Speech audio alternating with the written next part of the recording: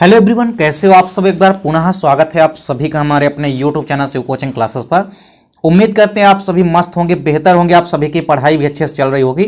आज की इस वीडियो में हम देखेंगे class 12th biology NCERT chapter 9 हमारा चल रहा था, जिसमें आज की इस वीडियो में हम देखेंगे प्लाज्मिड क्या होते हैं और साथ ही साथ प्लाज्मिड की बेसिक इंफॉर्मेशन और प्लाज्मिड के जितने भी टाइप्स या प्रकार होते हैं आज की इस वीडियो में यहाँ पे हम पूरा का पूरा आपको कवर कराने वाले हैं। देखिए, प्लाज्मिड एक ऐसा टॉपिक है जो कि अक्सर आपके एग्जाम में पूछा जाता है, यानी ये क्वेश्चन आपके पेपर के पॉइंट ऑफ व्यू से काफी इंपॉर्टेंट है, तो इसको आपको अच्छे से तैयार करना है। सबसे पहले यदि हम बात करते हैं प्लाज्मिड की, देखिए प्लाज्मिड जो होता है एक छोटा गोलाकार और डबल स्टैंडर्ड डीएनए अणु होता है जो कि कोशिका के क्रोमोसोमल डीएनए से अलग होता है। देखिए, यदि हम बात करते हैं किसी भी कोशिका की, मान लीजिए ये हमारे पास कोई कोशिका है। अब इस कोशिका के अंदर आप मान लीजिए कोई भी जीवाणु कोशिका है। अब इस जीवाणु की कोशिका के अंदर इस प्रकार से क्रोमोसोम जो है इसके डीएनए पाए जाते हैं, लेकिन इसके अलावा कुछ अतिरिक्त जो है गुणसूत्र यहां पे इस प्रकार से दिखाई देते हैं, यानी कुछ अतिरिक्त गुणसूत्रीय पदार्थ या आनुवांशिक पदार्थ दिखाई देते हैं, जिन्हें हम क्या कहते हैं, प्लाज्मिड कहते हैं। तो प्लाज्मिड की यदि हम बात करते हैं तो यह गुणसूत्रों में पाए जाने वाला अतिरिक्त गुणसूत्रीय पदार्थ है। देखिए, किसी भी कोशिकाओं के अंदर पाए जाने वाला यह अतिरिक्त गुणसूत्रीय पदार्थ होता है। कहने का मतलब यह है कि मान लीजिए कोई कोशिका है, उसके अंदर जो गुणसूत्र होता है वो पदार्थ तो पाए ही जाते हैं, साथ ही साथ अतिरिक्त गुणसूत्रीय पदार्थ है ये। मतलब एक नॉर्मल क्रोमोसोम के अलावा आप देखेंगे कि जो अतिरिक्त क्रोमोसोम के अणु पाए जाते हैं उसे हम कहते हैं प्लाज्मिड। उसे हम क्या कहते हैं, उसे ही हम कहते हैं प्लाज्मिड। क्या कहते हैं, प्लाज्मिड कहते हैं। तो ये किसी भी कोशिका के अंदर पाया जाने वाला अतिरिक्त क्रोमोसोम होता है जो कि मुख्य गुणसूत्र से क्या होता है, छोटा होता है। यानी कोशिका के अंदर यदि नॉर्मल गुणसूत्र है तो उसी के गुणसूत्र के जैसे दूसरी संरचना पाई जाती है जो कि क्रोमोसोम के डीएनए से ही मैच करती है, लगभग उसी प्रकार की होती है, लेकिन उससे थोड़ा अलग होती है, यानी अलग अलग पाए जाते हैं। तो किसी भी कोशिका के अंदर गुणसूत्रों में पाए जाने वाला जो आनुवांशिक पदार्थ होता है अतिरिक्त गुणसूत्रीय पदार्थ होता है। तो इस प्रकार से आप देखेंगे कि प्लाज्मिड जो होता है ये प्रायः छोटे, गोलाकार एवं डबल स्टैंडर्ड होते हैं। साइज में कैसे होंगे, गोलाकार होंगे। डबल स्टैंडर्ड डीएनए अणु होता है, तो एक प्रकार का डीएनए का अणु ही है, लेकिन अतिरिक्त डीएनए अणु होता है। एक नॉर्मल क्रोमोसोम के अंदर जो डीएनए है उस डीएनए के अलावा अतिरिक्त डीएनए अणु होता है, उसी को हम कहते हैं प्लाज्मिड। बेसिकली यदि हम बात करते हैं प्लाज्मिड की, तो प्लाज्मिड जो होते हैं ये अधिकतर जीवाणु कोशिकाओं के अंदर पाए जाते हैं, यानी बैक्टीरियल सेल के अंदर पाए जाते हैं। और बैक्टीरियल सेल के अलावा ये कुछ यूकैरियोटिक कोशिकाओं के अंदर भी पाए जाते हैं। तो आपको सबसे पहले तो यही याद रखना है कि प्लाज्मिड है क्या।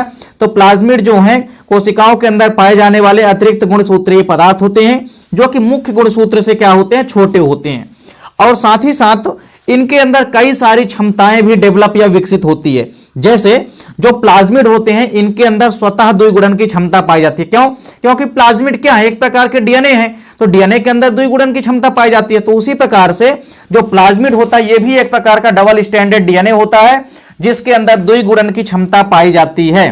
तो द्विगुणन की क्षमता पाई जाती है, जिस कारण से आप देखेंगे कि यदि इसके डीएनए के अणु आपस में अलग अलग हो जाते हैं तो एक नई श्रृंखला बनके फिर से ये डबल स्टैंडर्ड अणु का निर्माण कर सकते हैं, अर्थात इनमें स्वतः द्विगुणन की क्षमता पाई जाती है। इसके अलावा इनमें स्थानांतरण की भी क्षमता पाई जाती है, यानी एक स्थान से दूसरे स्थान तक गुणन भी कर सकते हैं। तो प्लाज्मिड जो है एक प्रकार के अतिरिक्त गुणसूत्रीय पदार्थ के अंदर, आप अतिरिक्त गुणसूत्रीय पदार्थ कह सकते हैं, आनुवांशिक पदार्थ कह सकते हैं, या इनको आप अतिरिक्त डीएनए अणु भी कह सकते हैं। तो ये छोटे आकार के होते हैं, गोलाकार होते हैं, साथ ही साथ डबल स्टैंडर्ड होते हैं और एक प्रकार से डीएनए के अणु ही होते हैं।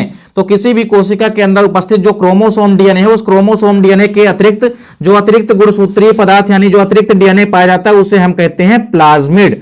तो प्लाज्मिड में आपको याद रखना है कि ये प्रायः बैक्टीरियल सेल यानी कि जीवाणु कोशिकाओं के अंदर पाए जाते हैं।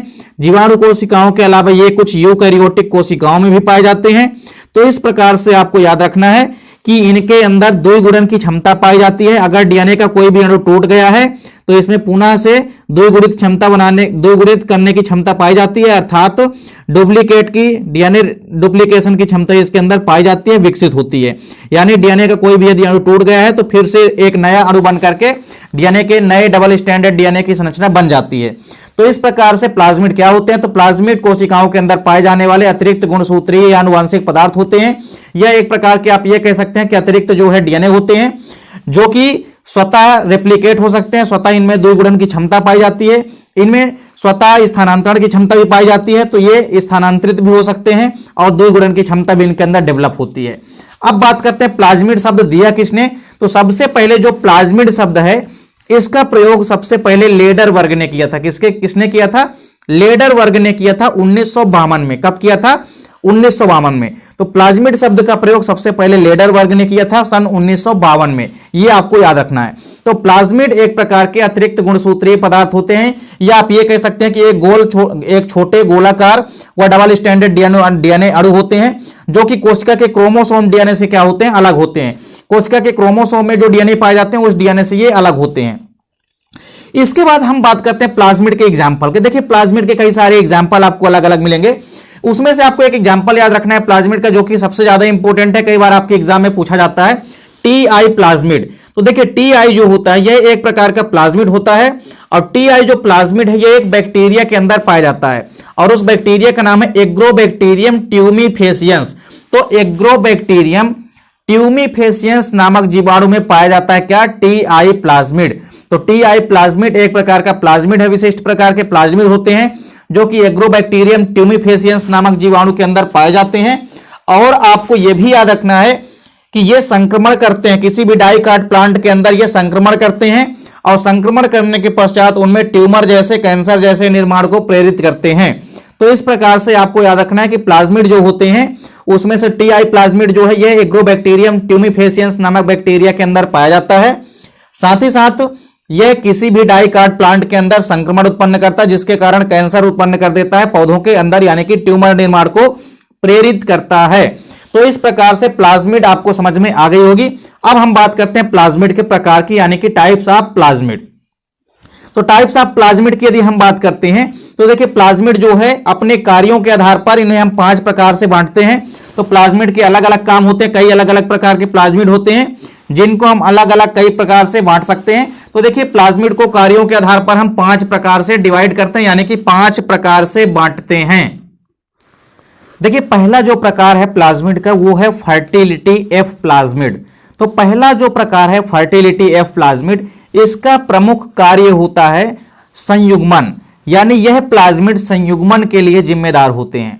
तो किसी भी प्रकार से आप देखेंगे कि जो फर्टिलिटी एफ प्लाज्मिड होता है यह संयुग्मन करता है। संयुग्मन का मतलब होता है, जैसे मान लीजिए 2 जीवाणु कोशिकाएं हैं आपस में, तो एक दूसरे के साथ शारीरिक संपर्क में जब आते हैं तो इनमें आनुवांशिक सामग्री या आनुवांशिक पदार्थ जो होते हैं उनका आदान प्रदान करते हैं।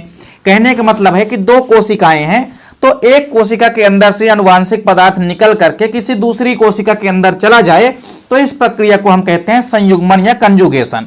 तो संयुग्मन का मतलब क्या होता है कि एक स्थान से, यानी एक जीवाणु कोशिका से दूसरे जीवाणु कोशिका के अंदर आनुवांशिक पदार्थों का स्थानांतरण।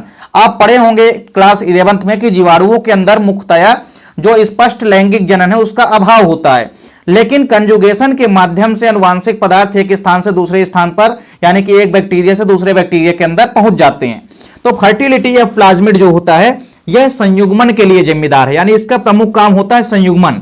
तो यह संयुग्मन कर सकता है, आनुवांशिक पदार्थ को एक जीवाणु कोशिका से दूसरे जीवाणु कोशिका के अंदर प्रवेश करा सकता है। तो प्लाज्मिड का जो पहला प्रकार है वो है फर्टिलिटी एफ प्लाज्मिड। देखिए प्लाज्मिड का अब जो दूसरा प्रकार है वो है प्रतिरोधी प्लाज्मिड।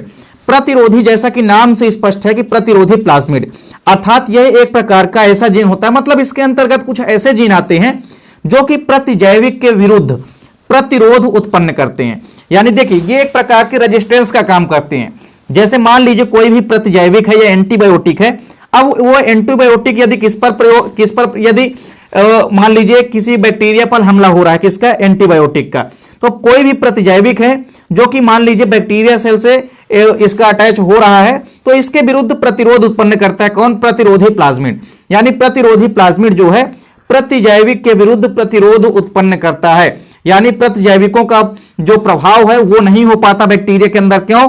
क्योंकि प्रतिरोधी जो प्लाज्मिड है ये प्रतिरोध उत्पन्न करता है। तो इस प्रकार से आप देखेंगे कि प्रतिरोधी प्लाज्मिड का काम होता है प्रतिजैविकों के विरुद्ध प्रतिरोध उत्पन्न करना। इसके बाद तीसरे प्रकार का जो प्लाज्मिड है वो है कोल प्लाज्मिड। तो कोल प्लाज्मिड जो होता है इसमें देखिए ऐसे जीन उपस्थित होते हैं जो कि प्रोटीन को कोड करते हैं, मतलब इसके अंतर्गत भी कुछ विशेष प्रकार के जीन आते हैं। जैसे प्रतिरोधी प्लाज्मिड में आपने देखा कि इसके अंतर्गत भी कुछ विशेष प्रकार के जीन आते हैं जो कि प्रतिजैविकों के विरुद्ध प्रतिरोध उत्पन्न करते थे। उसी प्रकार से कोल प्लाज्मिड में भी देखेंगे कि इस प्लाज्मिड के अंतर्गत कुछ ऐसे जीन आते हैं या कुछ जीन ऐसे उपस्थित होते हैं जो कि प्रोटीन को कोड करने का काम करते हैं। कोई भी यदि आनुवांशिक सूचना है उसको कोड करेंगे किसको, प्रोटीन को, जिससे कि बैक्टीरिया को खत्म कर सकता है और ये बैक्टीरिया को भी खत्म कर सकते हैं। ये ऐसे जीन होते हैं जो कि प्रोटीन को कोड करते हैं जिसके कारण बैक्टीरिया को भी खत्म किया जा सकता है। तो कोल प्लाज्मिड का काम है कि इसके अंतर्गत ऐसे जीन आते हैं जो कि प्रोटीन को कोड करने का काम करते हैं। चौथा जो प्रकार है प्लाज्मिड का वो है डिजेनरेटिव प्लाज्मिड, यानी कि अपक्षयी प्लाज्मिड। तो अपक्षयी प्लाज्मिड का मतलब होता है यह किसी भी प्लाज्मिड के जो अवयव होते हैं उनको पाचन से रोकना। तो पाचन से रोकना एक प्रकार का प्रमुख काम किसका होता है, अपक्षयी प्लाज्मिड का, यानी कि डिजेनरेटिव प्लाज्मिड का। तो इस प्रकार से अपक्षयी प्लाज्मिड का काम क्या होता है, ये अवयवों को या पाचन की प्रक्रिया को रोकता भी है। इसके अलावा कई सारे बैक्टीरिया के अंदर आप देखेंगे कि यह पाचन की क्रिया में बड़े अणुओं को छोटे अणु में टूटने के लिए भी उपयोगी होता है, अर्थात वहां पर भी वर्क करता है। तो किसी प्रकार से पाचन की क्रिया में यदि बड़े अणुओं को तोड़ना है तो वहां पे भी डिजेनरेटिव प्लाज्मिड जो है वर्क करता है या कार्य करता है। तो इसके अलावा एक और बचा है, आपको देखना है वायरुलेंस प्लाज्मिड। वायरुलेंस प्लाज्मिड क्या करता है, इसका प्रमुख काम होता है जीवाणुओं को रोग कारक बनाना। तो वायरुलेंस प्लाज्मिड क्या करता है, यह जीवाणुओं को रोग कारक बना देता है और ये रोग कारक जीवाणु फिर किसी के ऊपर यदि अटैक करते हैं तो उसके अंदर रोगों के होने की संभावना बढ़ जाती है। तो वायरुलेंस प्लाज्मिड का काम क्या होता है, इसका प्रमुख काम होता है जीवाणुओं को रोग कारक बनाना। तो इस प्रकार से प्लाज्मिड के जितने भी प्रकार हैं उम्मीद करता हूं कि आपको समझ में आ गए होंगे। पहला है फर्टिलिटी प्लाज्मिड जो संयुग्मन करता है। दूसरा है प्रतिरोधी प्लाज्मिड जो कि प्रतिजैविकों के विरुद्ध प्रतिरोध उत्पन्न करता है और कई प्रकार के अन्य प्रतिजैविक या एंटीबायोटिक के निर्माण में भी सहायक होता है ये प्लाज्मिड। इसके अलावा कोल प्लाज्मिड जो है ऐसे जीनों को उपस्थित करता है जो कि प्रोटीन को कोड करने का काम करते हैं। अपक्षयी प्लाज्मिड क्या करता है, बड़े अणुओं को छोटे अणु में तोड़ने के लिए मदद करता है, यानी कि पाचन क्रिया में मदद भी करता है और कई प्रकार से पाचन की प्रक्रिया को रोकता भी है कई जगह। वायरुलेंस प्लाज्मिड का काम होता है कि जीवाणुओं को रोग कारक बना देना, अर्थात ये रोग कारक जीवाणु जो है रोग फैला सकते हैं, अर्थात रोग फैलाने वाले जीवाणु को उत्पन्न करना। ये किसका काम होता है, वायरुलेंस प्लाज्मिड का। तो इस प्रकार से उम्मीद करता हूं कि प्लाज्मिड क्या होते हैं और प्लाज्मिड के प्रकार जितने भी हैं ये आपको समझ में आ गए होंगे। वीडियो अच्छी लगे तो लाइक कमेंट जरूर कीजिए, साथ ही साथ दोस्तों के बीच ज्यादा से ज्यादा वीडियो को शेयर कीजिए। चैनल पे यदि नए हैं तो चैनल को सब्सक्राइब जरूर कर लें, साथ ही साथ बेल आइकन प्रेस कर लीजिए ताकि वीडियो की नोटिफिकेशन आपको मिलती रहे। मिलते हैं नेक्स्ट वीडियो में, तब तक के लिए जय हिंद, वंदे मातरम।